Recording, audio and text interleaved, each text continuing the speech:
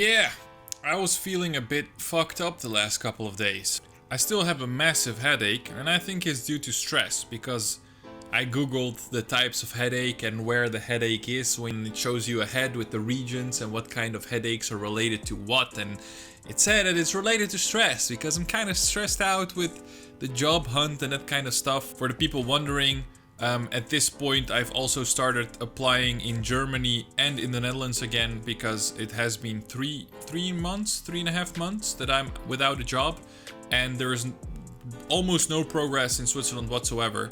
And the Germans are way more open than the Swiss people so far to all my applications. So that's what's going on in my life, to say so. A bit bumps in the road, to say so. Doesn't mean I'm gonna stay and work in the Netherlands or in Germany forever. No, wherever I get a job, I'm just gonna stay there for another year to further perfect my German and then go to Switzerland. So my preferred choice is Germany, so I can perfect my German, and then the Swiss people can probably, or will probably, stop bitching about the language thing. Even with a C1 certificate, which says that you're on a native level, to say so, it's never native. You don't use the language on a daily basis. You don't write reports in German all the time. Every employer that asked, I was straight up with them. I said I can communicate, I can write emails, I can do all that kind of stuff. But don't expect me to write an entire report in German and be without any mistakes. Yeah, that's what's going on. That's why I've been having seriously bad headaches for the last couple of days. But now I'm finally a bit better. I worked out today, so I feel good. And I was like, okay, today's the day that we're gonna record again. 2 videos for today. And it's a bit different than normal, because usually I pick out politicians or people who are very active in politics.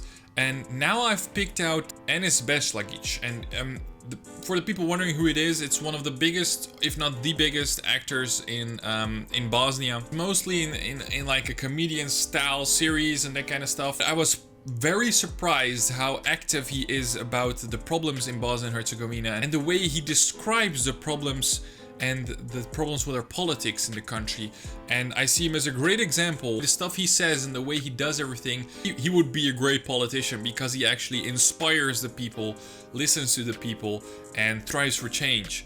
And I found 2 clips of him regarding, I have more of them of course, regarding politics, the political system in Bosnia. And I send these clips out to a translator to get English translations for you guys, especially for you guys. So I invested my own money, of course, in a couple of clips that are also going to be in upcoming videos to add translation, so I don't have to translate and pause everything, so you guys just can read with me or see what he's talking about. The translations are not perfect, but that's okay. It's like 95% correct. So you get the point on what they're talking about. I pay a Serbian student, I think it is, in Serbia to do this stuff, so I'm helping out the local people as well. So let's take a look on the first clip, and then of course the second clip as well. I'm gonna do 2 in 1 video since they're quite short. Jednostavno, naši političari nisu među ljudima. Oni ne znaju šta voli i šta ne voli, znaš, ne osjete to i onda, nažalost, donose takve odluke kakve donose, ali mislim da je vrijeme da se narod polako osloboditi tog pritiska i mislim da Bosna i Hercegovina je najgora zemlja u regionu. Vi više imate slobode u Srbiji, vjerujte meni, i u Hrvatskoj nego ovdje. U Srbiji će ljudi više izrasti svoje mišljenje i stavove i proteste. U Srbiji možete imati i četnike, i žene u crnom, i pedere, i ne znam, i navijače ove grupe, navijače one grupe. Yeah, he's correct with that, and the problem is that we have 3 ethnic groups living in Bosnia and Herzegovina, and the problem is that if one side starts to protest, the other ones are gonna just blame them and say, oh look, they're the ones making problems in the country, in order to have some personal gain or try to gain something else for themselves. So all the sides just shut up, because no one wants to lose any more territory and have more discussions. It's just a deadlock. I Bošnjaki, sirijske izbjeglice, i da niko nema neki veliki problem. Dok kod nas ne možete imati. Ja smatram da mi nismo toliko otvorena zemlja koju mi pričamo. Znaš, koliko smo mi to primili sirijskih izbjeglica? A znaš koliko su sirijskih izbjeglica nalazi u Beogradu? Ti nikad neš vidjeti, zato što mi govorimo Njemačkoj zašto ne primi sirijske izbjeglice, a mi nismo sami primili. Well, I get the point. He's more on the side of that we're always pointing fingers. But on the other hand, we can't handle refugees. We can't handle our own country and population, let alone refugees. And this is an older clip as well. So meanwhile, the refugees are there in Bosnia and they caused a lot of mayhem and there's a lot of protests going on against that and that kind of stuff. But that kind of went out of control. So this is before that. Kažu kod nas da su nam djeca fenomenalna do 8. razreda. A kažu kad odu u srednju školu, onda su ta djeca, kaže, potpuno izgubljena. Zašto? Zato što djeca tad shvataju da si ga ti folirao ko roditelj i lago. Učio si ga o naciji koja ne postoji, o državi koja ne postoji. I u pravu je kad kaže gospodin predsjednik koji je vojvoda četnik Srbije, kako se zove, Nikolić, koji kaže da je licemjerna politika u Bosni i Hercegovini, kao rekao Angeli Merkel, sad kako nas doživljavaju, da imaš 3 predstavnika Bosne i Hercegovine, da nijedan nije Bosanac. Wow. Oh, he's about to say it. Well, I'm just gonna play this part as well. Yani, Bošnjak, Srbin i Hrvat. This is so true. We've created this country, or we've created... this country is called Bosnia and Hercegovina. Then we've created these groups where we say we have the Croatians, who are usually Christian, Catholic Christian, Serbians, Orthodox Christian, and then we have Bosniaks. That's just Bosnian Muslims. But where is the Bosnian nationality as a country, as a whole, as your passport, which should say, like in the Netherlands, you're Dutch, you have a Dutch passport. In Germany, you are German, you have a German passport. Even though you're ethnically a Turk, ethnically whatever. Once you have a German passport, it will say you are German for the system, for the political system. Same thing in Switzerland. You can be ethnically French, Italian, German, whatever. You get a Swiss passport, you're a Swiss national. And the fun thing is that none of our presidents is one of those nationalities.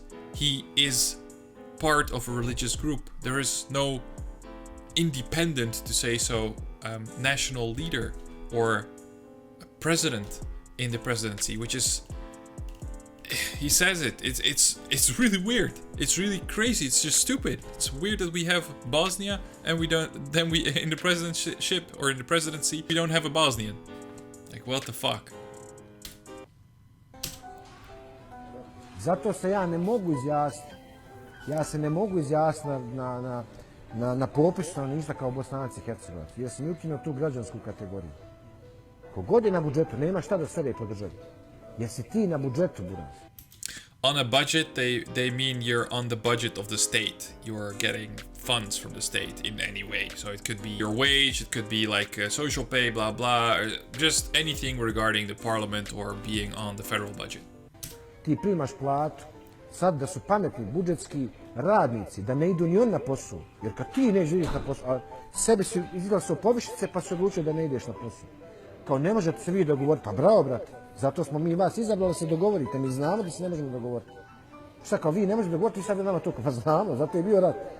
Ti si glupane izabran da se dogovoriš. Ti nisi izabran da meni kažeš, ne mogu ja s ovim tamo pričati, pa maki se onda, mogu ja. Exactly. The presidents that we've picked only come on television to say that they cannot get to an agreement. And then he says, yeah, exactly, that's the whole problem. That's why we had a war. And we picked you guys to actually figure it out and make decisions together which will actually benefit the entire country, no matter what people's group. But that's just not happening. And that's the whole problem. And I love it how he just says it like, yeah, once you break a president that says, yeah, we can't discuss it with the other president, then just kick him out. That's what we picked you to do. That's your job, to actually come to agreements with other presidents. Šta si ti pričati? Ne, ti ćeš pričati. I onda te to iznervira. Zašto? Mi nemamo stav. Nemaš hrabrosti, nemaš stava. Miševi smo, kukavice. Govorimo da se bojimo Boga, bojimo se policije, bojimo se vlasti, bojimo se... Svakog se mi više bojimo, razumiješ? I nama su strah, šuti, 100 maraka plata, neka jebi ga, možda nemaš ni to sutra, razumiješ? I uzet će ti sve, tražiš pravdu za dženana, tražiš sutra za tebe, za ovog, za 5., 10., jer si miš. bojiš se, nemaš stava, nemaš ništa. Da, nezavisnosti za mene predstavlja da nikad mi zavisniji nismo bili. To za mene to, da ja nikad se ne osjećam sigurnije, da kad kupujem stan, prvo kupim 4 blinda vrata, da stavljam na fenomenalne prozore željezo, da mi neko ne obije stan, da živim pod kamerama, to meni predstavlja dan nezavisnosti. They asked him, this is recorded on the Independence Day of Bosnia, he asks him, how is it?